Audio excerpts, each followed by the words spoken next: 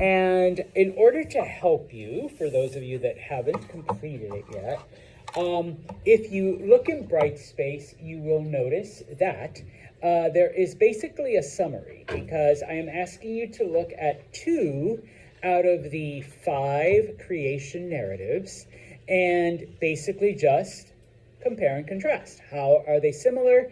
How are they different? So, and this is just a rehash of like some of the introductory stuff.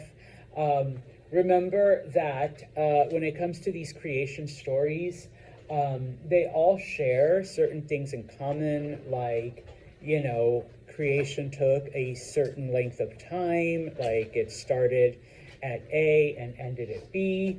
The earth, and by extension the universe, is like only a certain number years old.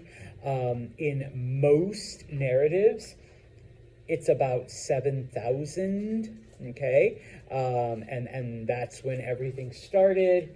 And of course, in pretty much all of the narratives that you look at, humanity comes out with, you know, 2 arms, 2 legs, a head, a body, and it's the way it is, okay?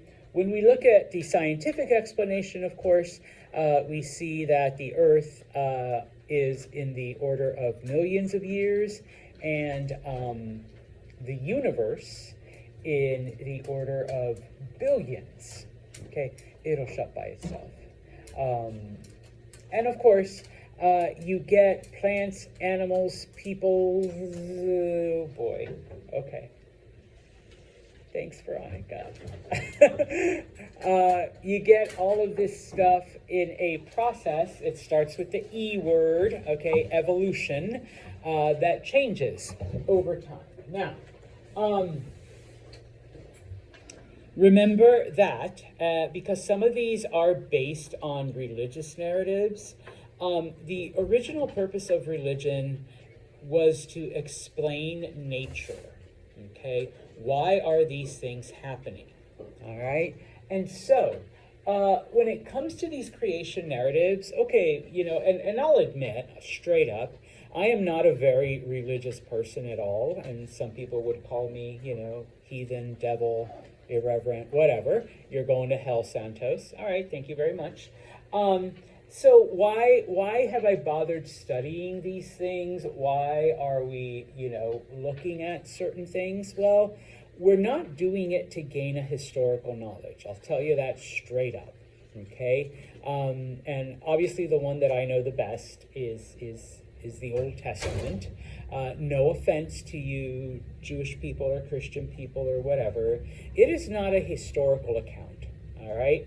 The reason why we study this, okay, is to understand the culture, to understand the beliefs and the traditions of the culture that created these stories, okay? And so when you read them, and I'm not saying, you know, don't read, you know, the Bible narrative, don't read the Maya narrative, don't read the Yoruba, don't read, you know, whatever. Read it, study it, get to know it, all right?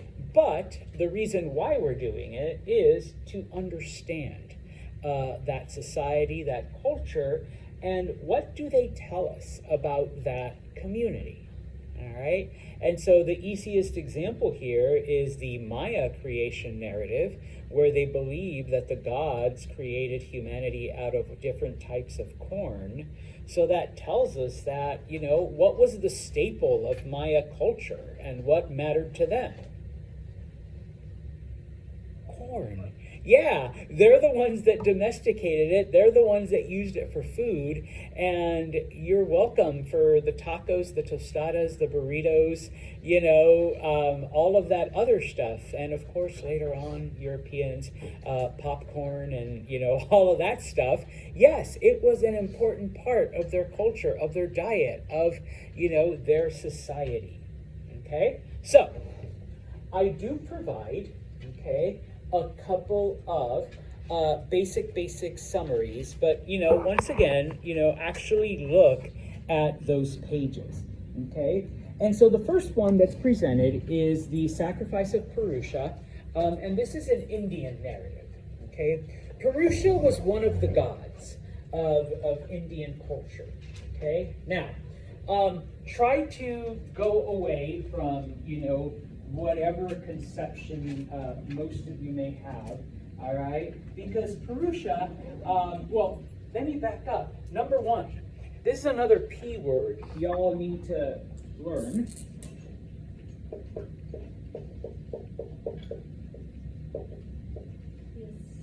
What does polytheism mean? Multiple gods. Yeah, belief in multiple gods. Throughout history, most cultures have been polytheistic. They have believed in numerous gods. Okay? Even today, we have a lot of polytheistic religions. Okay? Now, granted, most of us are kind of corrupted, all right, by having been subjected to a monotheistic. So, Cade, if polytheism is multiple gods, what would monotheism be? Yeah, just one God. Okay? Most of us have had our perspective, kind of shaded by being surrounded by a monotheistic belief. Is there a word like that for believing no God? Atheism. Oh, Yeah. Atheism. my brain. That's okay. Hey, we all need that extra, espresso in the morning. All right, so yeah, no, put some espresso in that Gatorade and you're good to go. All right, so we have then Purusha, who is one of the many gods in the Indian pantheon, number one. And of course, it isn't like what, I know I was told in Sunday school, oh, we're created in God's image. No, all right, some of the Indian gods, in this case Purusha, has 1,000 eyes, 1,000 feet, 1,000, heads, and it's this giant, creature that extends over all of the earth. He was the Lord of immortality, okay? And so basically what happens is all of the gods come together, and they're like, okay, well, we got to create the universe and people and everything in it. So what they do is they take Purusha and sacrifice him and cut them up into different little pieces. Okay? Each of the pieces of Purusha becomes something different. Okay? Now, once again, you got to kind of open your mind a little, because it's not just like physical stuff. All right, but things like songs and chants, parts of Purusha become different animals.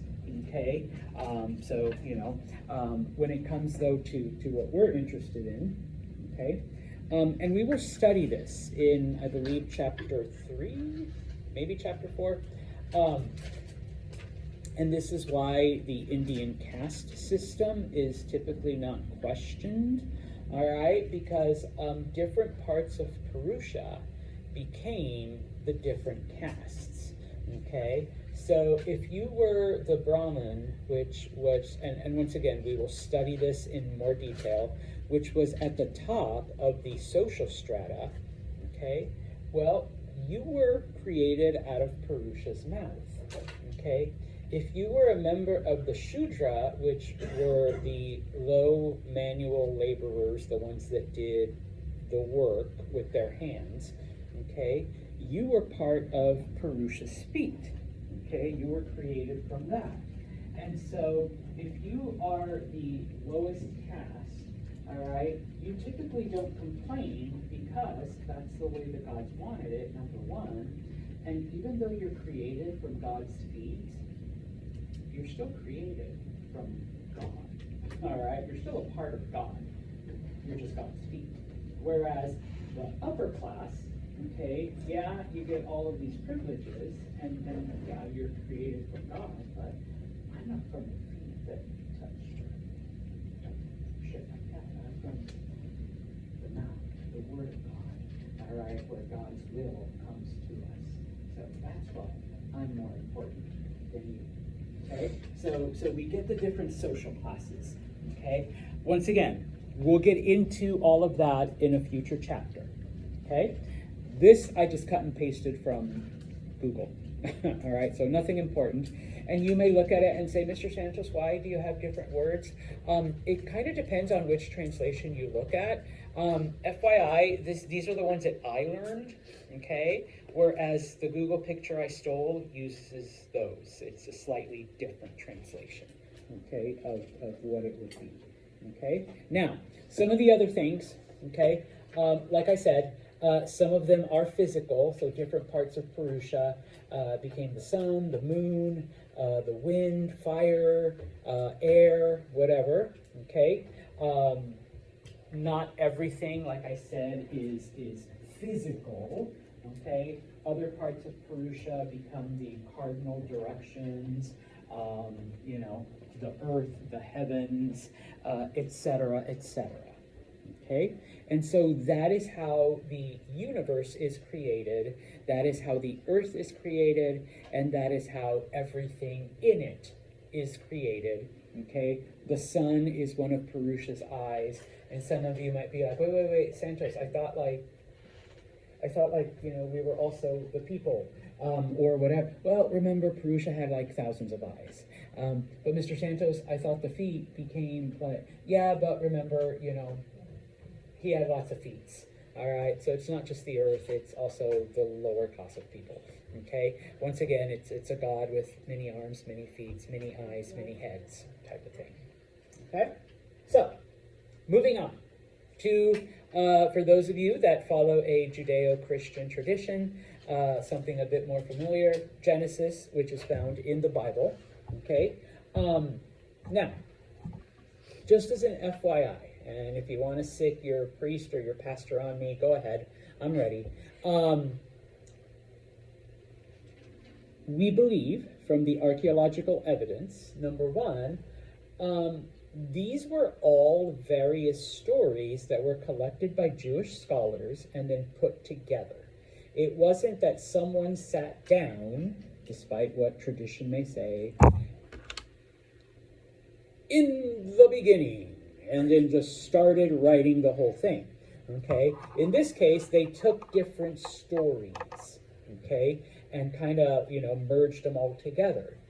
The current story, the one that, you know, I grew up in Sunday school and, you know, you guys were taught in whatever religious background you may have, is probably from, you know, the 500s or 600s BCE, okay? It is the version that was written down and that has been passed on, okay?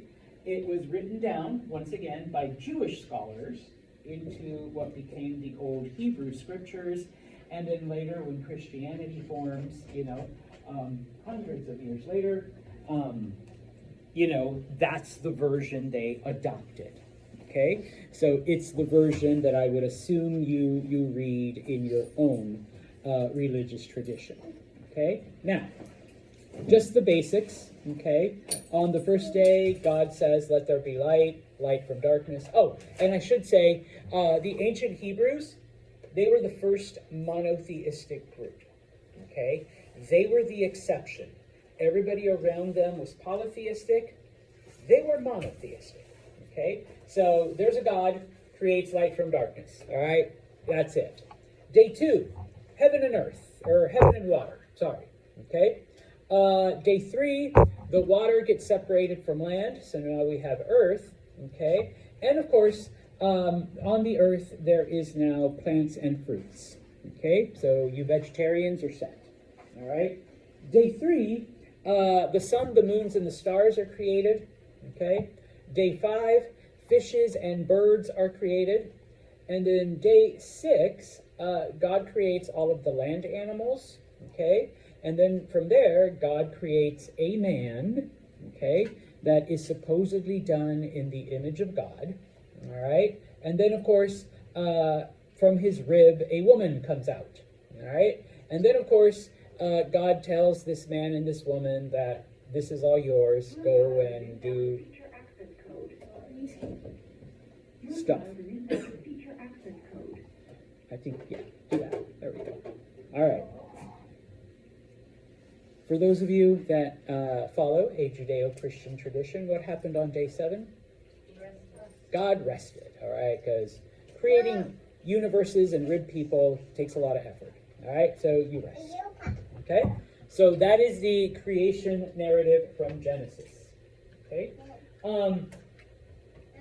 China, all right? From the 1Z culture, all right? There was a great beginning. Everything was empty. The universe appears. From the universe, I'm a Star Wars geek, so I'm just going to call it the Force comes about. They refer to it as the material force. Okay? And it is this universal force that then creates the heaven and the earth. Okay? Now, they are opposing forces so that clear and light creates heaven, but heaven and turbid creates earth. All right? And over time, the idea is that everything that is created has an opposite, has a mirror image of itself. All right? This becomes known then as yin and yang. All right? If you're a Star Wars dork, there's the light side and the dark side. Okay? But, all right, because of this, okay, then what we have is yin and yang becomes the 4 seasons. For every winter, there is a summer. For every spring, there is an autumn. Okay?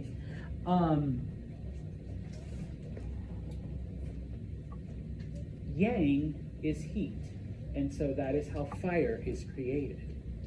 Yin is cold, and so that is where water comes from. Okay? So, because we have this balance, all right?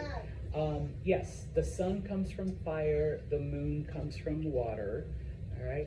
And if you think about it, yeah, the sun provides light and heat. When it comes to like, yeah, the moon doesn't create water, Mr. Santos. No, but the moon controls the tides, and it controls the oceans, or at least how the currents flow, all right? And so in this case, the Chinese creation story believes that everything that's created in the universe and on Earth has its opposite, because without light, you don't recognize the dark, all right? Without the sun, you don't have the moon. Without the day, you don't have the night, all right? And of course, it teaches us that, okay, maybe right now,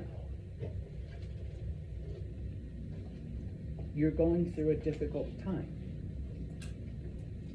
But what does that mean? Eventually will come. Good time. All right? Yes, it is really cold and wintry and snowy. But just wait. Eventually summer will arrive. And it'll be warm and nice. Okay? And so the belief is that the universe was created with these opposites, and that everything at some point needs to balance itself. And you can't completely do away with the darkness, because then that throws off the light. Okay? Now, when it comes to this belief, it also applies to you personally. Okay? Because each of us go through, opposite moments, and moments of light and dark and health and sickness and things like that. Okay? But that is how they explain it. Why, 1 year, all right, we have a harsh winter, because, a couple months ago, we had a really nice summer. Okay? That is why, you're really sick right now, because you've been healthy all your life. And so now you're experiencing illness. Okay? Type of thing. All right? So,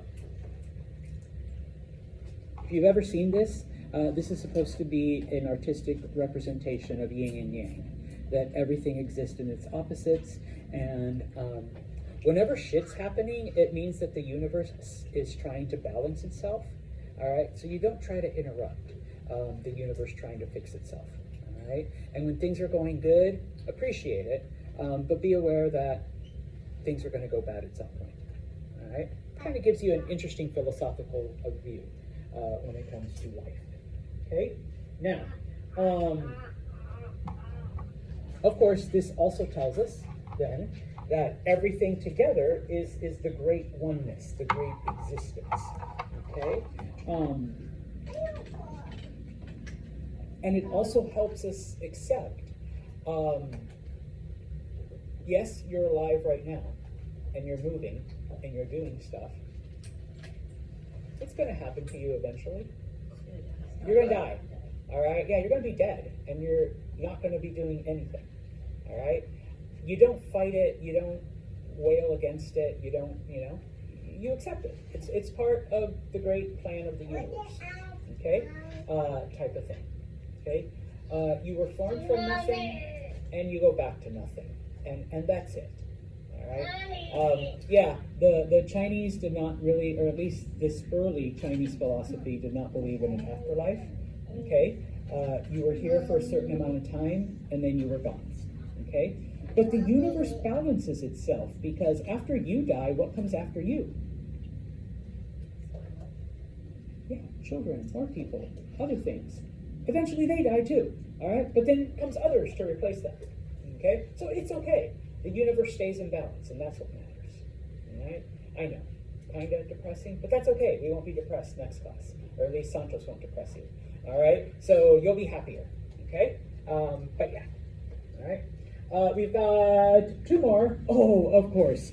The one Santos has been bringing up. Santos' favorite. Okay? This comes from the Popol Vuh. That's the document, the book that it came from.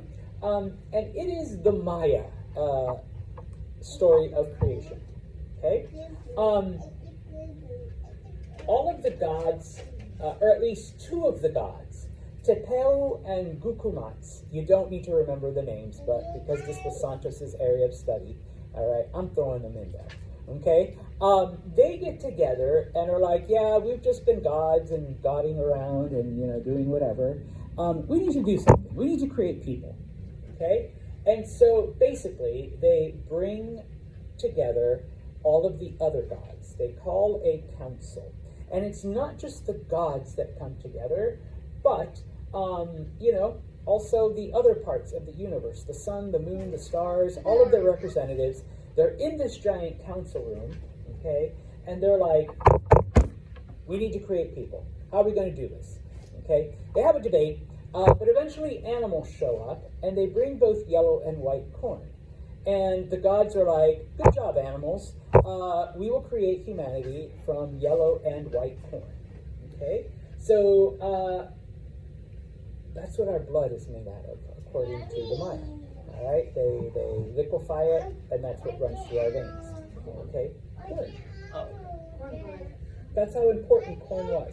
All right, that's why you crave tacos, dude, because you got corn going through your veins. Okay, they grind up the corn, and that becomes, the muscles of humanity. Okay, cornmeal becomes the arms and the legs. Okay, basically we're all made of different parts and types of corn. Okay, they create 4 humans. All right, to start. Let's work on these 4, and if those are good, we'll do a couple more. All right, this is our test run. This is our alpha. All right, so you got 4 people. All right, that are created. Okay. You go back. Okay.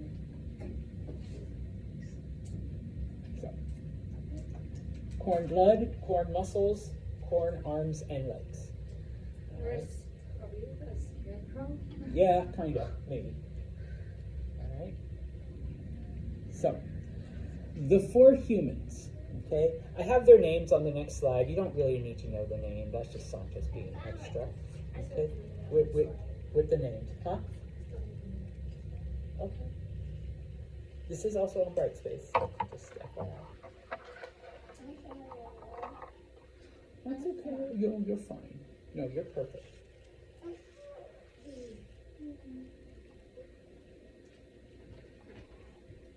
Okay. So,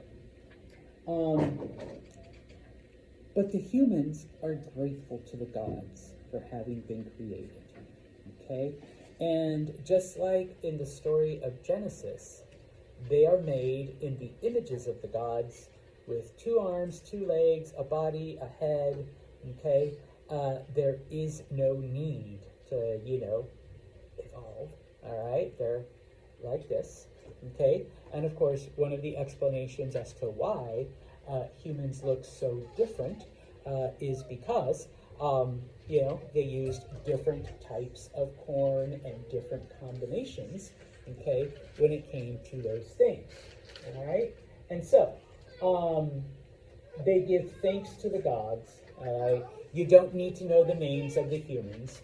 But basically, they were intelligent, they were tall, they were handsome, and from there, they repopulated the earth, and the gods created even more of them. All right? And they were grateful to the gods. Like, thank you for creating us. We will now do whatever you want. Okay? So, the last one, the Yoruba from West Africa. Okay? Now, in the sky, there was nothing but water and marsh. Okay? And there is a god named Olorun, who is the sky god.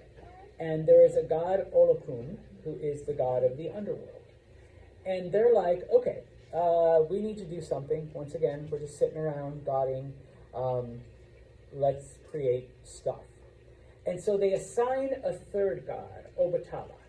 Okay? Go do something with this marsh and water that's just existing there. Okay? So he's the one that creates dry land.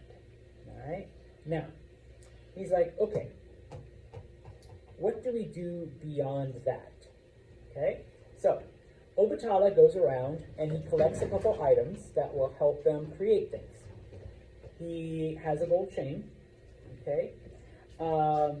He doesn't take a snail, but he takes a snail shell. And this snail shell he fills up with sand. Okay? He needs a white hen, a black cat, and a palm nut. I know, strange items. But this is what he's going to create Earth and humanity with. He goes down to the dry land that he's created, and he pours sand everywhere. Then he releases the hen. Wherever the hen pokes, that becomes land. That becomes the continents. That becomes, that's how the earth is created. From a chicken. From a chicken. And the chicken just poked into the sand. Okay? So that sand becomes the land. All right? I mean, it's just as good as let there be land or, whatever. I mean, I'd rather have a chicken created. Yes. Made out of corn. Or having it made out of corn. I honestly would have preferred the chicken. Then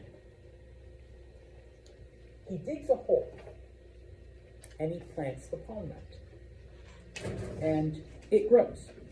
And so we have all of these palm nuts now. All right? And so this is how they explain why the jungles are the way they are.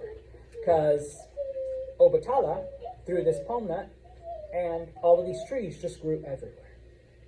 All right? Well, at this point, Obatala is just sitting there like, okay, I made land, I made trees, I made the jungle, and he's bored, and he's sitting there with his cat, okay? But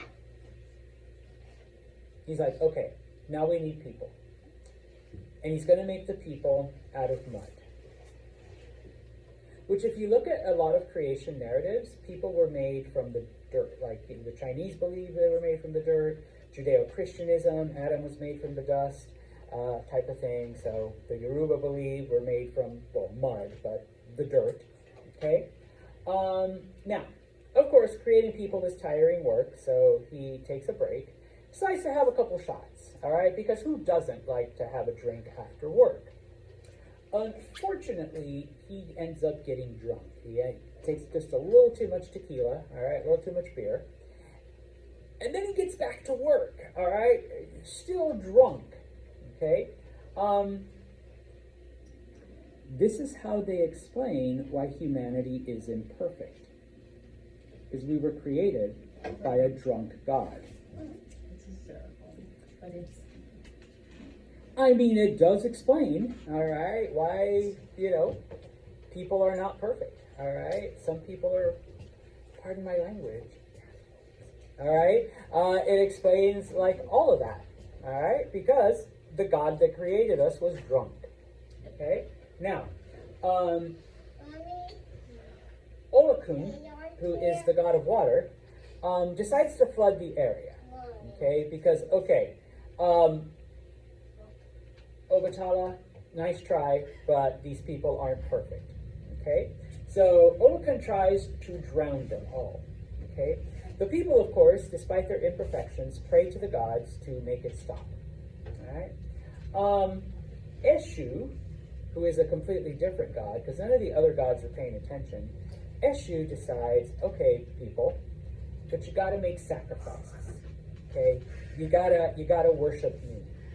And so, when the people follow him, okay, Eshu's like, all right. So Eshu talks to his BFF, Orunmila, and Orunmila decides to, okay, we'll get rid of the flood.